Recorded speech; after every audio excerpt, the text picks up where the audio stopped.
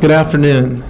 These are special times on campus and in the world, and it's a privilege to be able to sponsor a speakers program during the student strike on campus with a speaker whose topic is along the lines of the student strike.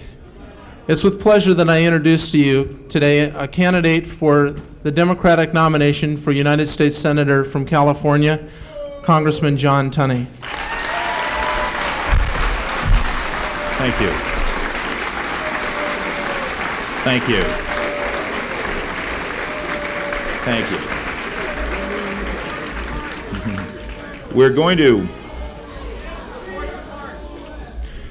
to have an opportunity. We'll have an opportunity for about an hour of questions and answers after I finish my prepared remarks. I have some things here that are very meaningful to me, and so I hope that you'll give me the same opportunity to speak that I'll give you to make your statements when we get through. As I say, we'll have an hour for questions and answers or for declamations from the floor. The past 2 weeks have been a sorry time for America. We've seen the start of a new war in Asia, a war in Cambodia, a war over which Congress and the people had no say. We have seen repression and violence lash out with the fury at Kent State University, where 4 students were gunned down, murdered. They became victims of the war as surely as any soldier dying in Vietnam. We have seen violence erupt in New York City as hundreds of peaceful demonstrators were assaulted during a peace rally. We have seen America gone berserk. We have seen America in a rage, at odds with itself, at odds with civilization. We have seen the arrogance of power, the tragedy of war here at home. The violence that we are perpetrating upon the people of Southeast Asia is inexcusable. The countless numbers of civilians that have been the victims of war are inexcusable. The American compulsion to defend military dictatorships in Cambodia and Vietnam is inexcusable. It is inexcusable that our government can continue to what amounts to an open commitment to protect President Chu, and Premier Lon Nol. It is inexcusable that more than 40,000 lives have been wasted in the quagmire of Indochina. It is inexcusable that this war should be allowed to continue. Just as inexcusable, just as horrendous, just as destructive is the violence that has been wrought here at home.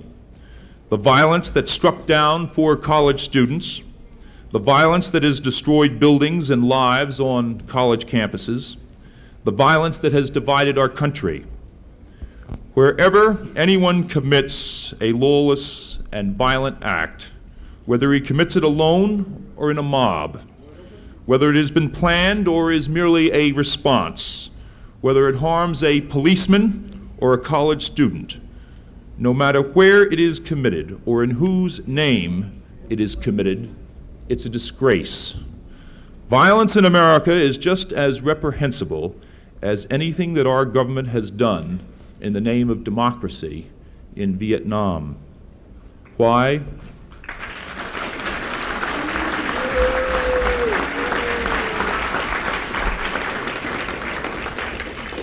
Why? Because it scars what is our country's best hope, and that's you. Violence in America makes a mockery of the fact that we call ourselves civilized, that we lay claim to possessing common humanity. The peasants of Southeast Asia, the Indians at Alcatraz, the farm workers at Delano, the sharecroppers of the South, the stockbrokers of the North, congressmen and construction workers, presidents and students, we all are enveloped in a common bond, and that's of humanity. And all of us, no matter whether we are black or white or red or brown, rich or poor, young or old, we are all victims of violence. We all have a stake in society, and that stake can only be thwarted when the indiscriminate results of violence scatter among us. Violence and war in Indochina will not significantly alter the course of history for the people of Asia, nor will it improve the lives of the citizens of that country. But what it will do, what it has already done, is to slowly destroy the fabric of this country. It has torn at the foundations of our society, of our government, piece by piece, day by day, in such a manner as to make it obvious to even those most vociferous and vocal defenders of Pax Americana that all of Indochina, Vietnam, Laos, and Cambodia is just not worth the price of the prostitution of the American dream.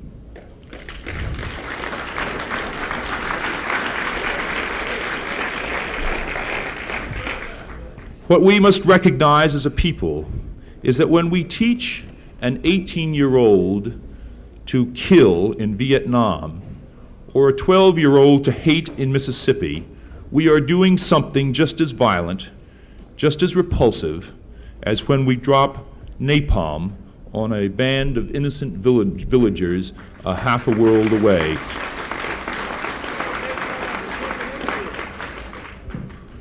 When violent protesters burn a bank or loot an office in hopes of changing America, they are only distorting America.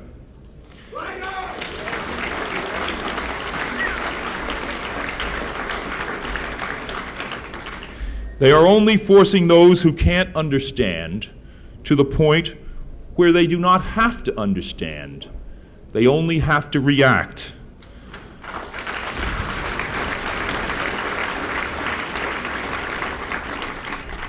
The voices of repression and reaction are again stirring within America. And it is not because we are a bad people, but rather because we are an impulsive people. Our actions in Vietnam are impulsive. They are not based, in my opinion, on broad stratagems of world peace, as much as they are based on a reaction to world communism.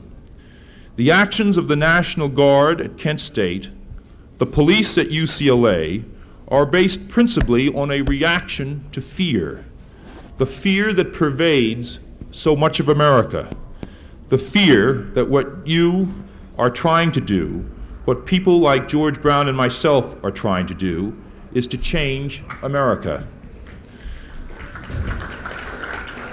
The average person in our country today does not understand the meaning of change. He thinks that it represents a threat to his person, his home, or his personal system of economics. The fear of civil rights, the fear of communism, the fear of long-haired students, the fear of radicalism, the fear of people are all present in America today. They are not here because they are real, but because they are assumed and unexplained. They are assumed by people, good people, who have not recently had the meaning of change explained to them. They are feared by people who, although they live in a common community, do not live in common purpose. They share a country, but not its ideals. They are bound together as Americans, but some are not allowed the same privileges of citizenship as are others. All of this, the death and destruction of war in Asia, the indiscriminate use of force here at home, the violence at each end of the political spectrum must end. It must end while we still have a country left to change, while we still have a people who want this country to change, while we still have the opportunity to respond politically to the violence of war, rather than be forced through repressive tactics to submit to its horrors and to its effects on our people and on our country. The forces of activism of responsibility have changed this country within the past 2 years. Don't think that they haven't. The events since 1968 have proven you correct. The politicians were wrong, the people were right. A president of the United States was retired because he refused to admit his own fallibility. And now another president has been forced to make changes in these same disastrous policies. Hopefully these changes will result in a withdrawal of all our troops from Southeast Asia within the next year at the very latest. A president who said in November that your dissent would not affect him has, without a question of a doubt, been affected. The peaceful protests that were marshaled against Vietnam, the outpouring of shock and dissent that followed Cambodia, have altered the course of our policies in Southeast Asia. And the critical factor in this process of change was that it represented the voice of the people, the voice of participation, the voice of politics, not of the mob. And this fall, we are all going to have the chance to further reinforce our positions on the critical question of war in Indochina when we are faced with the prospects of elections. It doesn't make any difference whether you're working for George Brown or John Tunney or anyone else in this country, so long as you are working, so long as you are using the ultimate power of the people, politics, so long as you are working for people who are committed to change, to understanding, to peace, to the end of fear and repression, of violence and death. A commitment to help end this war is but one of the many things that you should be demanding of your candidates. You should be demanding that they speak out on the fact that here in America, we have had in the past few months more wiretapping in every kind of case. Pressures for no-knock searches and for preventive detention. The use of scare tactics to discourage attendance at protest gatherings. Verbal harassment of the motives and intentions of dissenters by political leaders such as Spiro Agnew. The resistance of the Nixon administration to a bill to eliminate anachronistic and frightening provisions for federal detention camps, resistance which faded only when it was well publicized. We've had the federal stockpiling of lethal gases. We've had refusals to support extensions of the Voting Rights Act of 1965. We've had an administration that chooses its Supreme Court nominees on their willingness to resist constitutional mandates rather than their ability to adhere to and interpret the law. We've had concerted efforts to limit the freedom of the press. We've had attempts to harass the media. There is a lot that needs to be changed in America, and there is a lot that can be changed. The fact that you have committed yourselves to helping elect people who are committed to end the war and to bring peace is an indication that you are working to build a better America. But it is more than the war that must be changed. It is the attitude of the country itself. All of us must make sure that middle America, the silent majority, gets the message that the war is killing us spiritually, morally, and economically.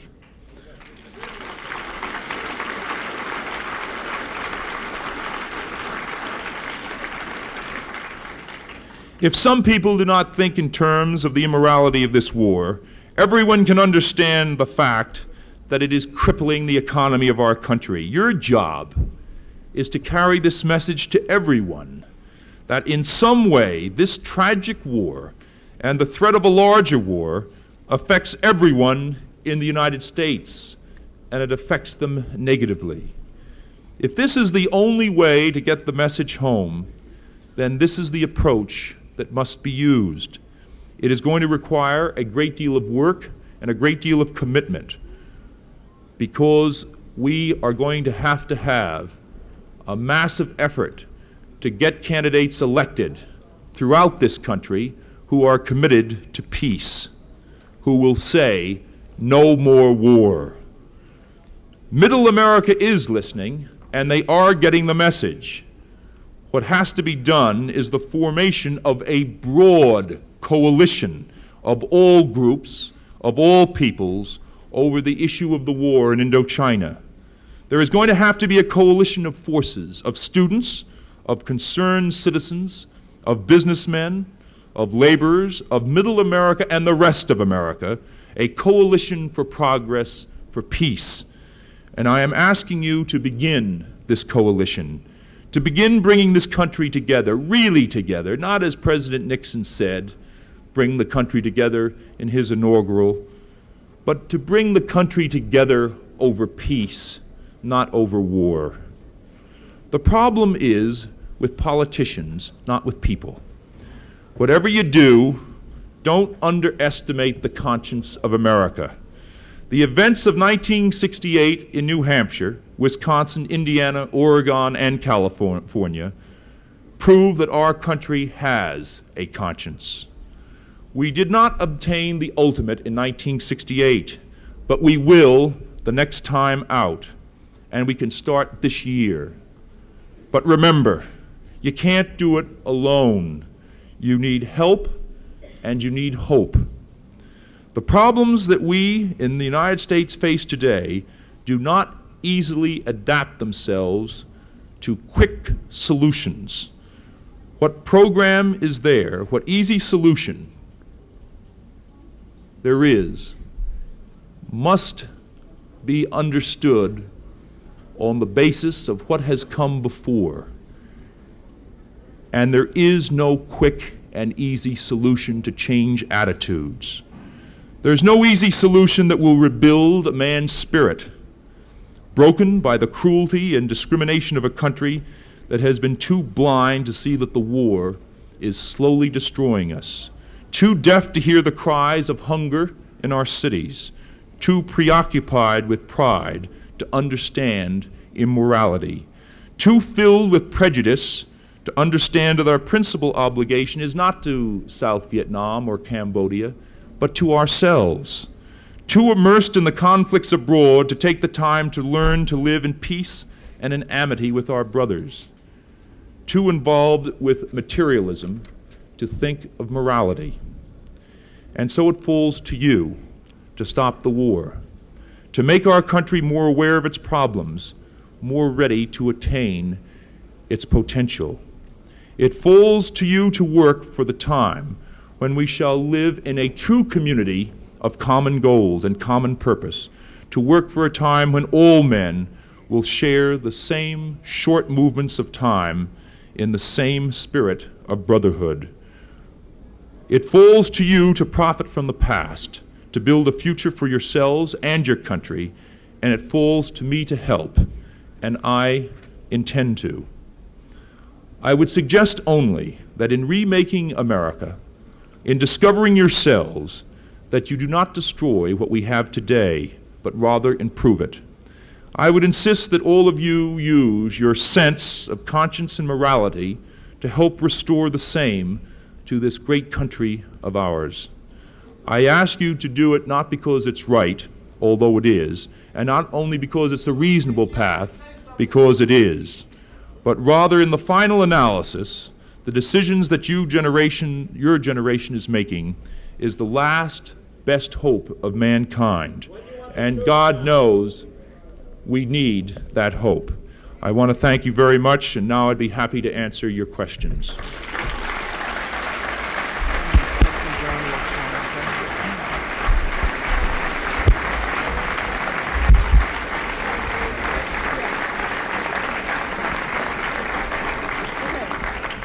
We have a few minutes to take questions. I'm going to ask that you find one of the floor ushers with a hand mic and ask your questions into the microphone so that all in the room will hear you as you ask. They're on either side of the auditorium, and if you raise your hands, they'll spread the mics through the crowd and see that everyone gets a turn to ask Congressman Tunney a question. Okay. Students, we're asking that you take a definite action on what Mr. Tunney is supporting, which is to stop the war in Vietnam. I believe he is listed as a Dove candidate. And as student strikers, to go down to the federal building, our Washington, D.C., that we have in Los Angeles, and to protest and to rally down there in a non-violent rally, and then to go out and leaflet the community, to pass on this, to get out of Southeast Asia as part of the students who are concerned. Now.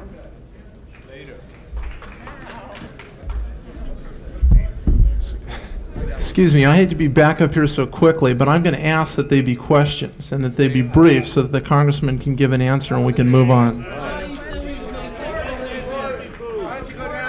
The question is do I support a peaceful march? Of course, I supported the moratorium. I supported the moratorium on October 15th. I today feel that as an elected representative, that I have done my part as well as I possibly can when I wrote to every member of the House and every member of the Senate and asked the leadership of the, what House? The House of Representatives of the United States Congress.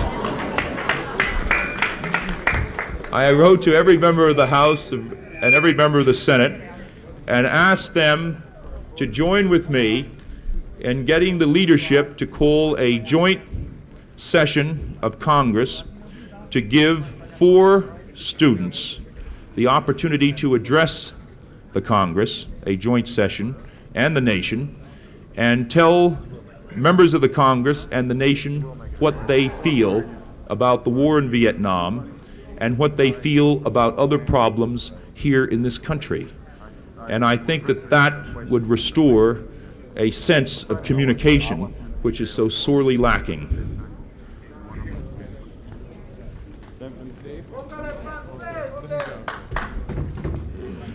Okay, I would like, before I say the question, to say this very briefly, if the senator would have a little bit of patience. Representative. Thank you. That's a nice promotion. I would like to say this. I had the opportunity to meet Mr. Tunney in the city of Coachella about 2 years ago. There were about 200 of us who clapped for him not to speak because that was our choice. 5 of us who were the leaders, who were working for the Cesar Chavez, organizing farm workers, were thrown to jail. We're thrown to jail under a law that hadn't been used since 1899. Now this law said that we were disrupting public assembly. And Mr. Tunney, in compliance with the police chief and also with the city major, whose house just got burnt down in the city of Coachella by the poor people, sent 5 people to jail on this law. One of those people, the pressure that was brought upon us, one of those people died. And I make this person, Tunney, a criminal, and he should not ask the people for any kind of support if he has any integrity at all.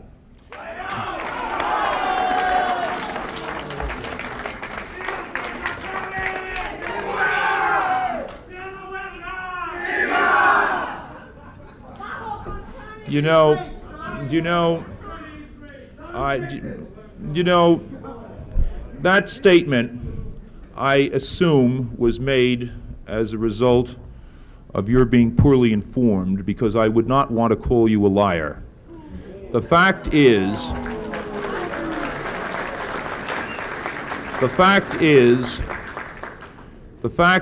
that after the so-called clapdown, I asked the chief of police and the city manager to make no arrests.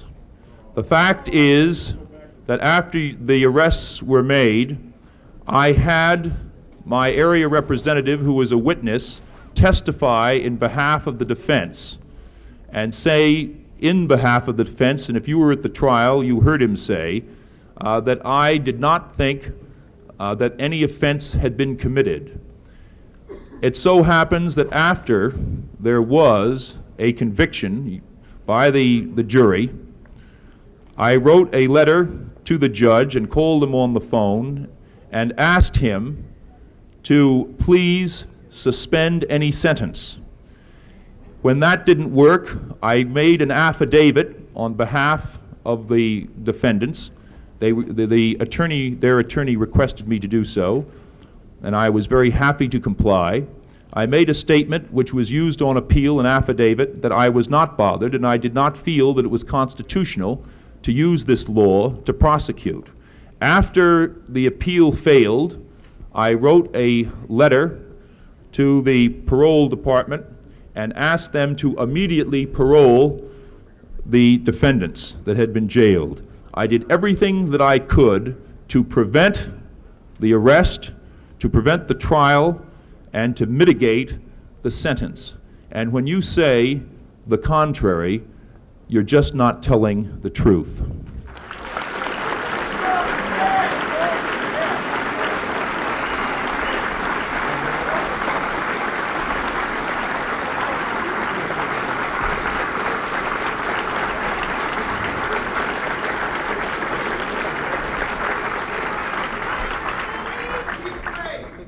Mr. Tunney, I'd like to know why you supported and funded HUAC, now known as HISC. I see here from 65 to 69. And even if you are not supporting it now, I want to know why you did then, and if you are now, why you are. I have always voted to recommit UAC funds to the House Administration Operations Committee so that there could be a full disclosure for what purposes the UAC funds were being used. I have also voted to bring UAC under the Judiciary Committee. But the fact of the matter is that it is not the fact that Congress has a committee to investigate subversion that's the problem. The fact is that we have people on the committee who are creating such a mockery of congressional procedures. I, for one, do not believe that the Congress of the United States can say to the FBI and say to the CIA and to the executive branch of government that the Congress of the United States is going to take no interest, no concern whatsoever in subversive activities in this country. It's going to be turned over completely to the executive branch. I do not believe that is the correct way to proceed. I do feel that UAC has made a mockery of constitutional processes, and I have tried to trim the wings of UAC on every occasion that I've had a chance. But I do not think that Congress can completely abdicate any responsibility for subversion in this country, because we've already seen what can happen when you have the Army intelligence going around photographing civilian crowds. I think that they're doing it. Maybe they're doing it now. I don't know. Are they in the audience? Mr. Tunney? Mr. Tunney? The Congress has a responsibility.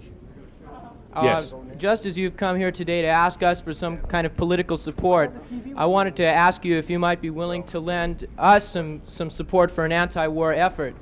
A number of students up at Dykstra Hall have put together a large quantity of letters for California voters which read as follows. Senator Murphy, there are others which read to other senators. As a California voter, I support the amendment to end the war in Southeast Asia. Sincerely, and then we're asking for names and addresses. We have envelopes, we have many of these letters, all individually typed. We're asking if you might authorize one of your campaign offices to loan us stamps or some type of a postage meter so that we could get these mailed off after they're signed. Do you have the letter here? Yes, I do. Could you bring it up? Oh, he's going to send it. Ooh! As a, dear Senator Murphy, as a California voter, I support the amendment to end the war in Southeast Asia, sincerely. Rather than, I'll make a personal contribution to you. I can't use, the question is, will I make a contribution to purchase stamps to send a letter to George Murphy, to those who want to send such a letter, but who don't want to afford the 8 cents for the stamp, will I make a contribution? I would be happy to make a contribution. I can't use campaign funds to do it, but I'd be happy to make a personal contribution, $50. I'll give you right now.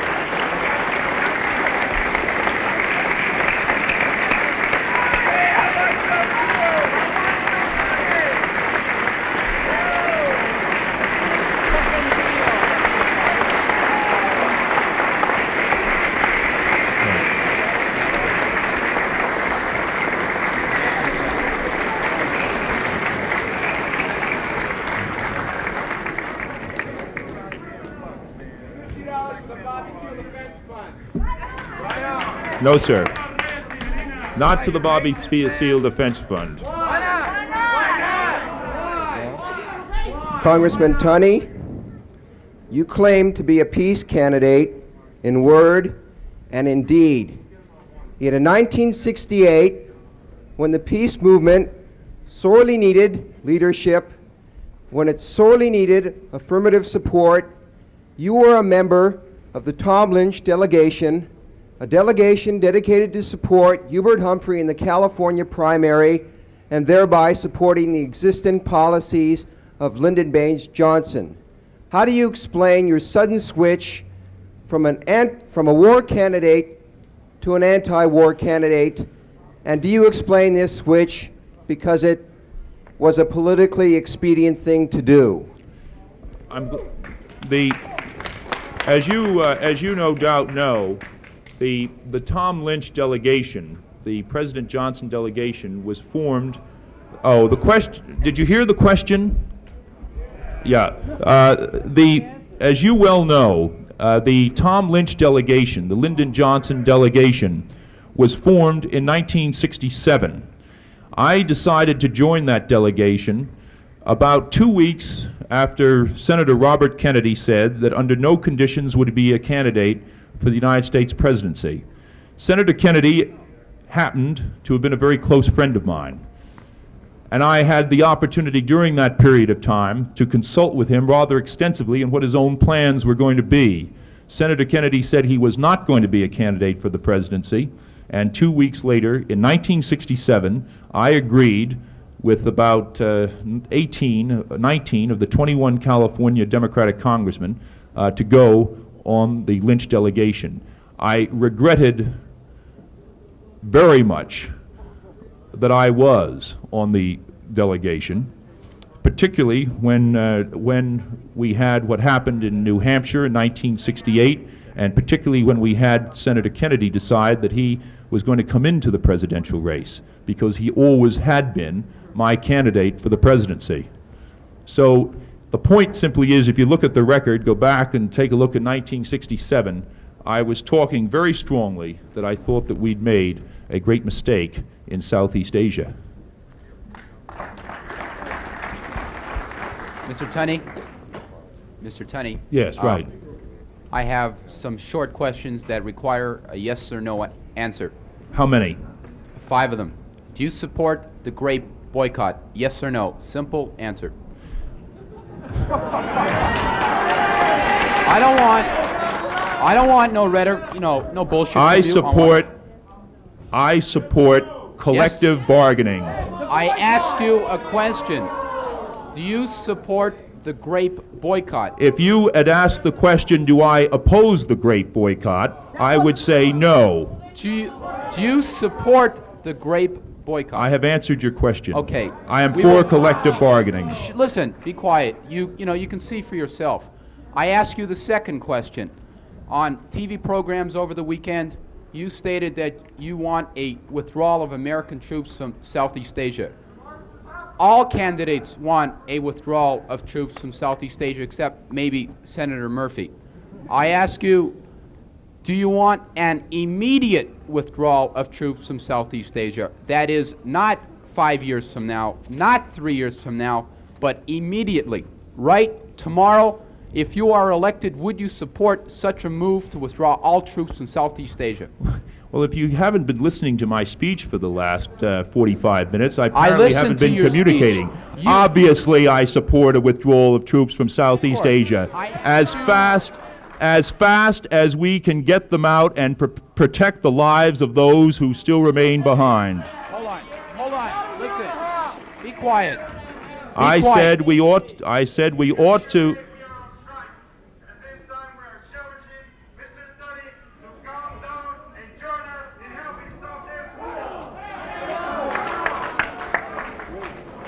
Mr. Okay.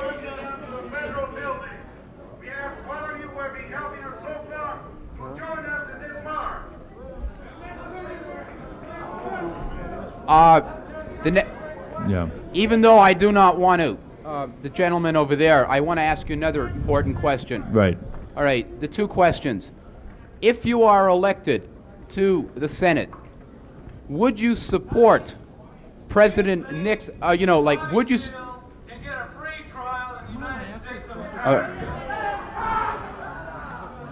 Would you support the genocide that is currently going on against the Black Panther Party in this country? I can't. Would you just say it again? Do you support the? Tunney, I'd like to debate with you.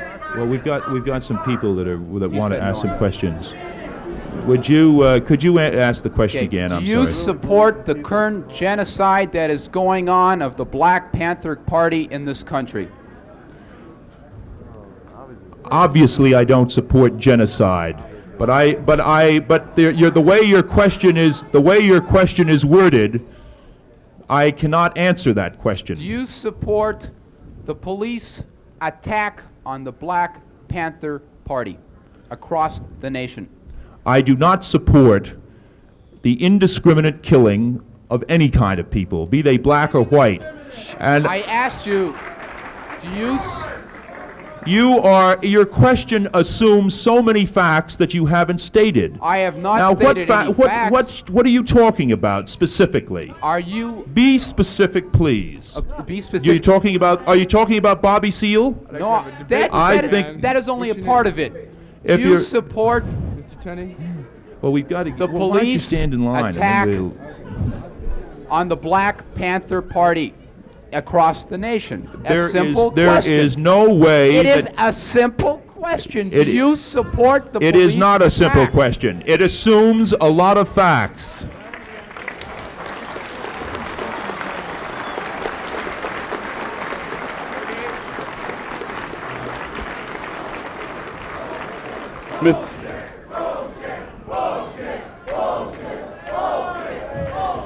Mr. Tunney? Don't laugh it off.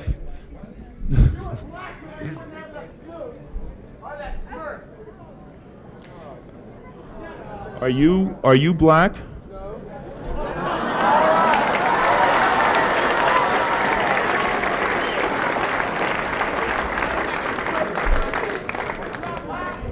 I think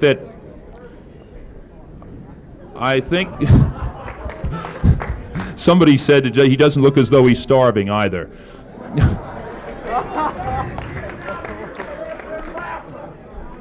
Would you want to ask a question? Do you support the immediate withdrawal of the United States troops from Vietnam and all of Southeast Asia? I support the withdrawal of American troops from South Vietnam as fast as we can get them out and still protect the lives of those who remain behind. That's what Nixon said! That is not. I would put an absolute outer limit of 1 year.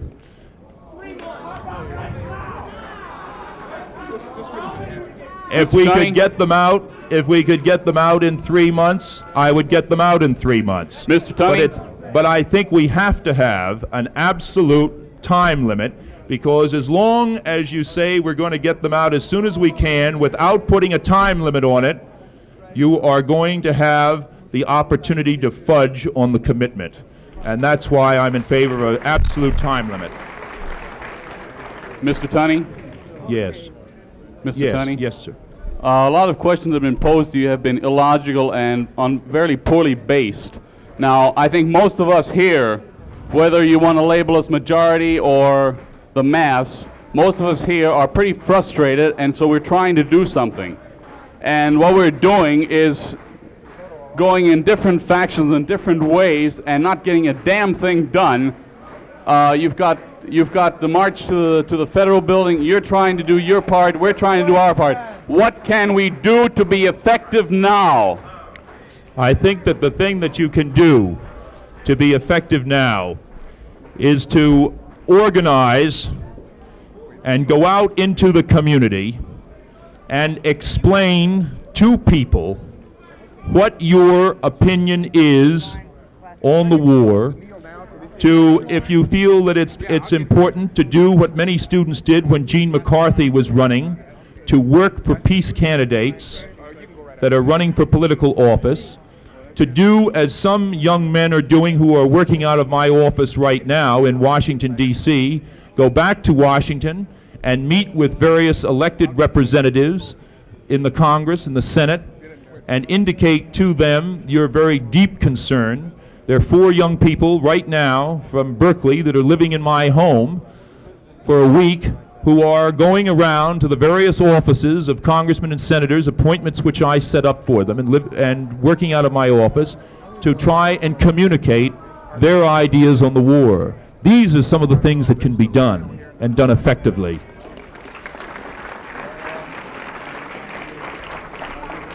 Mr. Tunney.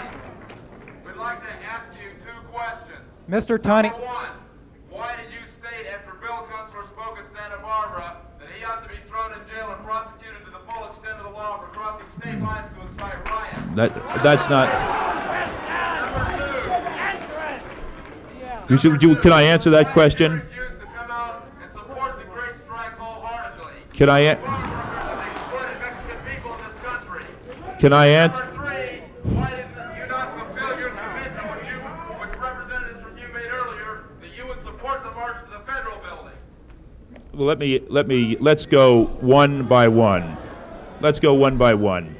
In the first place, with William Kunstler, I said that if an investigation should determine that there was a direct connection between William Kunstler's speech and the burning of the bank and the riot in Isla Vista, that he ought to be prosecuted. And I feel that way very strongly, if there's a direct connection. Secondly, with respect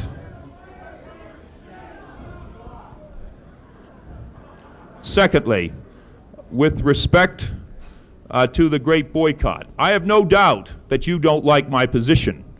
That's obvious. But my position has been consistent all along, that I feel that a congressman should work to attempt to get legislation passed and not be demonstrating. And I have introduced legislation and worked and spoken for legislation to give collective bargaining rights to farm workers. I feel very strongly that they should have those collective bargaining rights. It also so happens that I was the only member of Congress, or the only member of any elected California legislative body, that was at the end of the 100-mile march down from Coachella Valley to the border of Mexico. And that indicated, in my opinion, very clearly that I supported the goals of Cesar Chavez. Now, with respect to the march down to the building, federal building, I think it's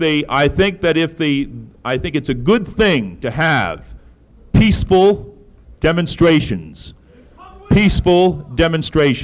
and I think that it's important.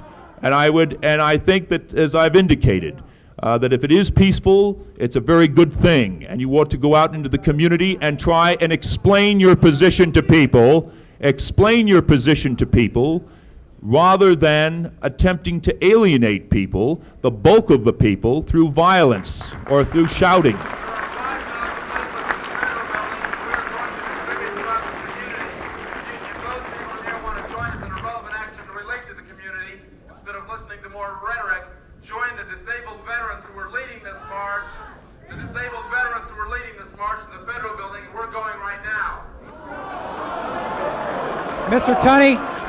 Mr. Tunney, I have a question.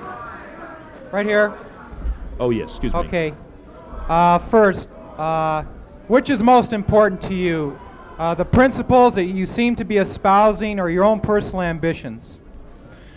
I would think that the principles that we are espousing are much more important than the political career of any politician. If that is true, Mr. Tunney, then I ask you why you do not withdraw your candidacy from this campaign, throw your full support to George Brown. Well, George Brown. Why don't you ask George Brown to do the same thing? Because George Brown, Mr. Tunney, George Brown has been standing for these principles years before they were politically popular, and also George Brown was the first to enter his candidacy into this race. That's not true. In the name of the unity... I entered my campaign started several months before George Brown's campaign. And as far, I started running for this election really in January of 1969. George Brown didn't start until the late spring or early summer. Also, as far as filing, I filed at least 6 weeks before George Brown filed. Now, as far as I will agree that George Brown has been very courageous in the positions that he's espoused. I'm also well aware of the fact, however, that George Brown changed his mind. He voted for the Gulf of Tonkin resolution, which President Johnson used as justification for going into the war. George Brown changed his mind, and I think was very courageous in the way he expressed his viewpoint. Mr. Tunney? Yes.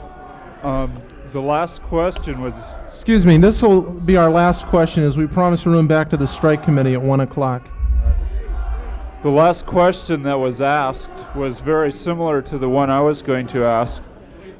Could you speak a little louder? The last question that was asked was very similar to the one that I was going to ask, and I would just like to make it, it seems that you sort of skirted around it. I'd like to find out, in your speech today, you've implied a change in heart since your 1965 congressional record. Yes, right. Voting. Okay. That's right. We hear a lot of these statements these days that, you know, people have changed their heart and all this stuff. We have nothing to go on as far as action goes. Well, okay. Please let me finish. No, excuse me. What I wanted to say is that if these are empty promises and all this jazz, or if you're more concerned about how you're going to get elected and things like this, then it was expedient. Fine, you're doing a thing that way. If not, I would like to reiterate. I would ask you to please withdraw from the nomination. Let George Brown, if you're really concerned about the war, you're really concerned about all these things, support him, throw your weight behind him. Another question was about how you stand on abortion and the Black Panthers, and that's all I have. I'm always amused when the question on abortion comes from a man. I feel definitely that the abortion laws should be liberalized across the United States. As far as Vietnam now goes, I think that we've got to understand that there are many of us, including George Brown, who, when the thing first got started, were not aware of the nature of the war, were not aware of what the internal elements, ingredients of political action in Southeast Asia were. In 1967, I changed my view on the war rather decisively. What have I done? In 1968, I went to Vietnam and wrote a report which was the first time that any public official, I wrote it for the Foreign Affairs Committee, the first time that any public official had exposed the fraud of the pacification program and the Hamlet evaluation system. It not only, what good did it do? It was, for the first time, people became conscious of the fact, as a result of the discrepancies that I showed. I got 7 minutes on Walter Cronkite. I was on the first page of the New York Times, second page of the LA Times, and long stories demonstrating where the fallacies were of the pacification program. And if you recall, in those days, everybody was saying the way to win the war is to win the hearts and the minds of the people. and it was the pacification program that was designed to do it. And we demonstrated in my report clearly how this was a complete fraud. This is what I've done. And not only that, I've introduced resolutions calling for the scaling down of appropriations in the war over a period of 12 months so that there would be no more expenditures after 12 months, which would give plenty of time to get our troops out.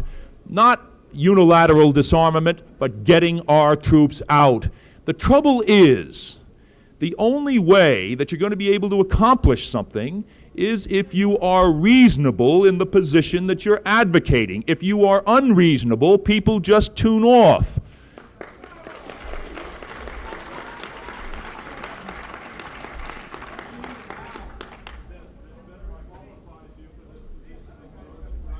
The question is why do I feel that I'm better qualified? The only thing that I can do is to express my viewpoint. The only thing that I can do is point to my record, and you have to make a judgment as a voter as to which of us is best qualified. Thank you.